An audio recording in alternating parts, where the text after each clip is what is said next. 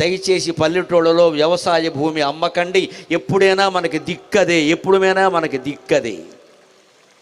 ఎన్ని సమస్తం ఉద్యోగాలు పోయినా, వ్యాపారాలు పోయినా, తెలివితేటలు నాశనమైనా, ఏమైనా 2 ఎకరాల భూమి ఉంటే భార్యాభర్త అక్కడే చిన్న పాకేసుకుని ఆ పక్కన తోటకూర గోంగూర పండించుకుని తిని బతకచ్చమ్మా. వ్యవసాయం చాలా గొప్పది, వ్యవసాయం చాలా గొప్పది. రైతే రాజు కావాలి, దేశానికి రైతే రాజు కావాలి ఖచ్చితంగా. మీ పిల్లలకి జై జవాన్ జై కిసాన్ అనే నిదానాలు పరిచేయండి. వ్యవసాయం చేస్తానంటే చెయ్యనివ్వండి అమ్మా దయచేసి. ఇప్పుడు ఎలా తయారైన మట్టి పిసుకునేవాడికి నేను పిల్లనవను, పీక పిసికేవాడికి ఇస్తావా?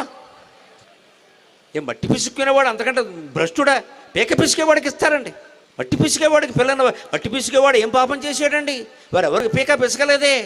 చచ్చి చెడి ఆరుగాలం కష్టపడ్డాడు అక్కడ. భూదేవో భూదేవో అనేది సమ్మక్కకి సారలమ్మకి దండం పెట్టుకున్నాడు భూమి కోసం. వాడు మనకు దుర్మార్గుడి కింద కనపడుతున్నాడు, బలహీనుడి కింద కనపడుతున్నాడు. మన బోడు